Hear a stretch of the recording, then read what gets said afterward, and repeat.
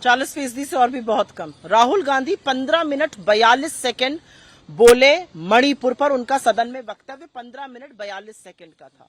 उसमें से 11 minute 8 second camera Om Birla speaker को दिखाता रहा, यही संसद टीवी का कैमरा, और मात्र 4 मिनट राहुल गांधी जी को दिखाया। 71% टाइम पर कैमरा ओम बिरला पर था।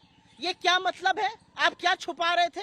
आपने क्यों नहीं राहुल जी को दिखाया? राहुल जी ने बड़ी बड़ी बातें कही, मणिपुर पर बात कही कि वहां पर लोगों की हत्या हुई है, सरकार हाथ पे हाथ धरे बैठी है, सेना का प्रयोग नहीं कर रही। मणिपुर में असम राइफल और मणिपुर पुलिस में एफआईआर हो रही है, सरकार पता नहीं किसको बचाने का काम कर रही है। राहुल गांधी जी ने 3 और तस्वीरें दिखाई थी और आपके कैमरा पर मैं वो फोटो दिखाना चाहती हूँ। एक है ये अडानी के जहाज में मोदी जी की फोटो, उसके बाद दूसरी फोटो है आराम से नौश फरमा रहे मोदी जी अडानी के हवाई जहाज में, तीसरी फोटो है अडानी का भारत में कहां कहां व्यापार बढ़ा मोदी जी के आ जाने के बाद। ये सारी अपने आप में बड़ी बातें हैं, इसको क्यों नहीं दिखाया गया? 71% टाइम पर ओम बिरला को देख रहे थे। विपक्ष का सांसद और सबसे मजबूत आवाज बोलेगी। ये किस तरह की ये लुच्चई है, ये गलीचपना है, इसको क्या कहा जाए?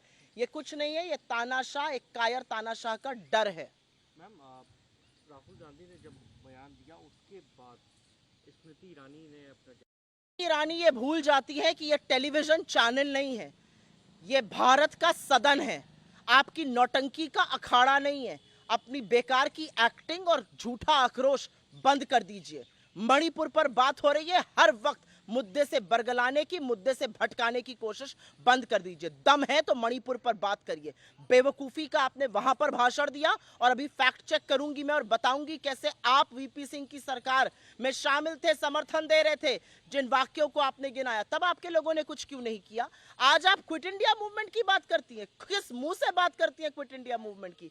जिस दिन महात्मा गांधी ने क्विट इंडिया मूवमेंट का आह्वान किया था, मौलाना आजाद हमारे अध्यक्ष थे, नेहरू, पटेल, आजाद, गांधी गिरफ्तार हुए आज के दिन, श्यामा प्रसाद मुखर्जी ने चिट्ठी लिखकर बोला था कैसे उस आंदोलन को कुचला जाना चाहिए। मुस्लिम लीग के साथ, जिन्ना की मुस्लिम लीग के साथ मिलकर सरकारें चला रहे थे। इनको क्या लगता है इनके झूठे आक्रोश से इतिहास बदल जाएगा? स्मृति ईरानी अपनी बेकार की बातें बंद करें।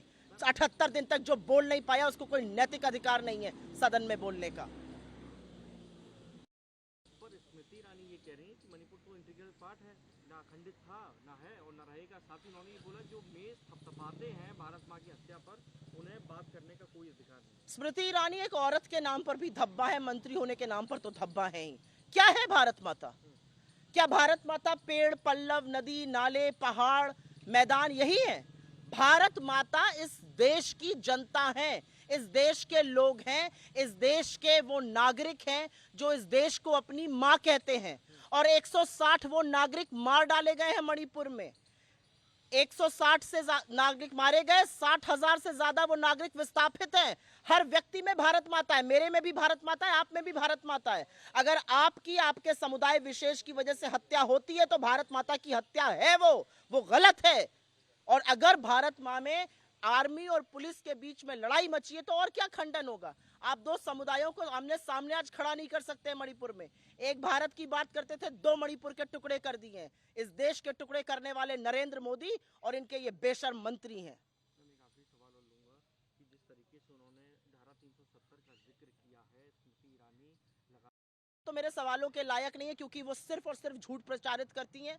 इतनी उनकी बुद्धि नहीं कि सवाल का जवाब दे पाएंगी, लेकिन फिर भी क्योंकि आपने पूछ लिया है तो मैं एक उनसे सवाल रख देती हूँ। स्मृति ईरानी, ये बता दें, 370 आपने हटा दिया, आपने जम्मू कश्मीर के टुकड़े कर दिए, आपने उनको राज्य का दर्जा हटा दिया। क्या कश्मीरी पंडितों की हत्या बंद हुई है?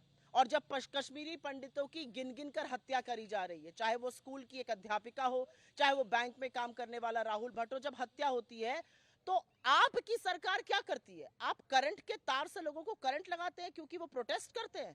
आप लोगों को डराते हैं, धमकाते हैं, उन पर लाठियां बरसाते हैं। 3.5 महीने से कश्मीरी पंडित यहाँ पर बैठे हैं सरकार से बात करने के लिए। स्मृति ईरानी की सरकार के पास वक्त नहीं है बात करने का।